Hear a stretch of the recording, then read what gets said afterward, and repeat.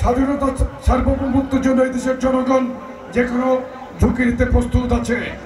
আমরা বাংলাদেশের অখণ্ড স্বাধীনতা সার্বভৌমত্বের প্রশ্নে আমরা আপোষহীন। বাংলাদেশের জনগণ অত্যন্ত স্বাধীন চেতা জাতি। এই দেশের জনগণের অপরিসীম সাহস।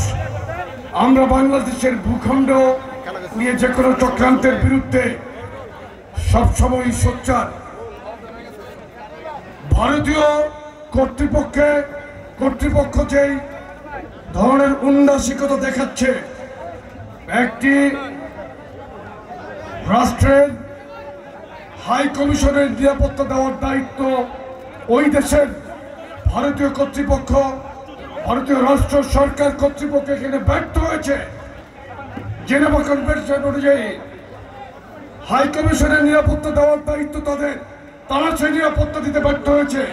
আমি তীব্রভাবে তাদের এই অবহেলা এবং এই কর্মকাণ্ডের তীব্র নিন্দা জ্ঞাপন করছি।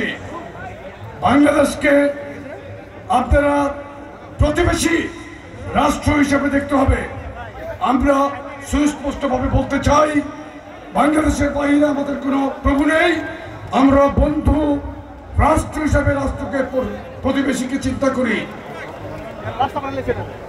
আরেকটি কথা, যে বাংলাদেশের স্বাধীনতা সার্বভৌমত্বের জন্য এই দেশের জনগণ যে কোনো ঝুঁকি নিতে প্রস্তুত আছে। আমরা বাংলাদেশের অখণ্ড স্বাধীনতা সার্বভৌমত্বের প্রশ্নে আমরা আপোষহীন। বিএনপি ভারপ্রাপ্ত চেয়ারম্যান জনাব তারেক রহমান বলেছেন, স্বাধীনতা সার্বভৌমত্বের প্রশ্নে বাংলাদেশ আপোষহীন, আমরা আপোষহীন। আমাদের কাছে বাংলাদেশ ফার্স্ট, বাংলাদেশ প্রথম, বাংলাদেশই আমাদের প্রাণের স্পন্দন। স্বাধীনতা যুদ্ধ করে বাংলাদেশের স্বাধীনতা আমরা পেয়েছি।